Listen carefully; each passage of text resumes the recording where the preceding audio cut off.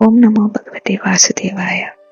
అయితే మనం ముందు ఎపిసోడ్లో గుణావతారాల గురించి తెలుసుకున్నాం కదా. ఇప్పుడు రెండవ విధమైన అవతారాల గురించి తెలుసుకుందాం. అదేంటంటే లీలావతారాలు అంటారు. లీలావతారాలంటే తన యొక్క లీలలు చేసే అవతారాలన్నమాట. ఏమిటి ఆ లీలలు చేసే అవతారాలు అంటే మత్స్యావతారం, కూర్మావతారం, వరాహావతారం, అంటే మనం దశావతారాలను చెప్తూ ఉంటాం కదా, అవి అన్నీ కూడా లీలావతారాల కిందకే వస్తాయన్నమాట. అలాగే మూడవది మన్వంతర అవతారాలు అంటారు. అంటే పరమాత్మ ప్రతి మన్వంతరంలోనూ అవతరిస్తూ ఉంటారు. అవతరించి లోకాలని పరిపాలిస్తూ ఉంటారంట. అలాగే యుగావతారాలు అని ఉన్నాయి కొన్ని. యుగావతారాలు అంటే ప్రతి యుగంలోనూ ఒక్కో రంగుతో అవతరిస్తూ ఉంటారంట పరమాత్మ. ఉదాహరణకు ద్వాపర యుగంలో కృష్ణుడు నలుపు రంగు కలవాడు కనుక ఆయనకి కృష్ణ అని పేరు. ఇక శక్తి అవతారాలని ఉంటాయి.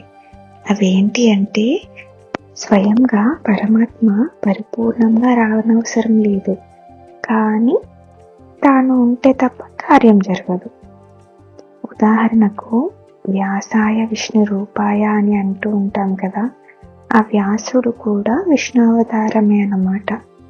అలాగే పరశురాముడు, బుద్ధుడు మొదలైనటువంటి వాళ్ళు శక్తి అవతారాలన్నమాట.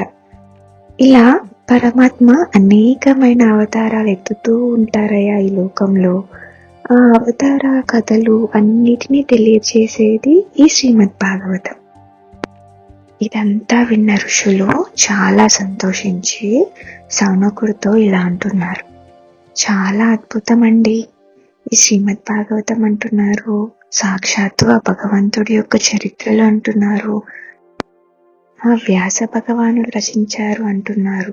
కానీ ఒక చిన్న ప్రశ్న, అదేంటి అంటే ఇది ఏ యుగంలో రచించబడింది? ఈ శ్రీమద్ భాగవతం అనుగ్రహించడానికి ఏదైనా కారణం ఉన్నదా? వివరించమని కోరారు మహానుభావులైన ఋషులు. దానికి సమాధానం చెప్తూ ఇలా అంటున్నారంట, నాయన, 3వ ద్వాపర యుగంలో నారాయణుడి యొక్క అంశ చేత పరాశరుడు వలన ఉపరిచార వసువు అని చెప్పబడే వసువు యొక్క పుత్రిక సత్యవతి అని పేరు కలిగిన ఒక ఆమె ఉన్నది. ఆ పరాశరుడికి సత్యవతి వల్ల మహాజ్ఞాని అయిన వ్యాసుడు జన్మించాడు. ఇందాక చెప్పుకున్నాం కదా, పరమాత్మ యొక్క శక్తి అవతారమే ఈ వ్యాసుడు అని. అయితే అసలు ఎందుకు పరమాత్మ యొక్క శక్తి ద్వారా వ్యాసుడు ఈ లోకంలోకి వచ్చాడు? అయితే దానికి కారణం ఏంటి అంటే భగవంతుడు తప్ప ఇంకెవ్వరూ చేయలేని కార్యం ఒకటి ఉండిపోయింది అంట. అదేంటి అంటే అనంతమైన ఈ వేదరాశిని ఈ కలియుగంలో మానవాళికి పఠించడం, గుర్తుపెట్టుకోవడం ఇవన్నీ కష్టం కనుక సాక్షాత్తు ఆ భగవంతుడే వ్యాసుడిగా వచ్చి ఆ వేదాలు అన్నిటినీ 4 భాగాలుగా విభజించాడంట. విభజించిన దాన్ని వ్యాసము అంటారు. అలా వేదరాశిని విభజించాడు 4 భాగాలుగా, అంటే 4 వేదాలుగా కనుక ఆయనకి వేదవ్యాసుడు అని పేరు వచ్చిందంట. అవి ఏంటి అంటే ఋగ్వేదం, యజుర్వేదం, సామవేదం, అథర్వణ వేదం. అయితే ఈ వ్యాస భగవానుడు వ్యాస గుహల్లో ఉండి మహాభారతం అయితే రచించాడు. ఈ వేదాలు ఉపయోగించి అంతా చేశాడు, కానీ తృప్తి అనేది కలగలేదంట ఈ వ్యాసుడికి. అప్పుడు మహాజ్ఞాని అయిన నారద మహర్షి వచ్చి వ్యాసుడికి సహాయం చేస్తూ ఇలా ఉపదేశం చేశారంట. చతుశ్లోకి భాగవతం అనే భాగవతంని ఉపదేశం చేశారు. చేసి, నాయన వ్యాస, దీనిలో నుంచి వ్యాప్తి చేస్తూ ఈ లోకానికి అందించు. శ్రీమద్ భాగవతం అనే పేరుతో భగవంతుడి యొక్క అద్భుతమైన లీలల గుణాలను అన్నిటినీ అనుగ్రహించు అని ఆశీర్వదించి వెళ్ళారంట నారద మహర్షి.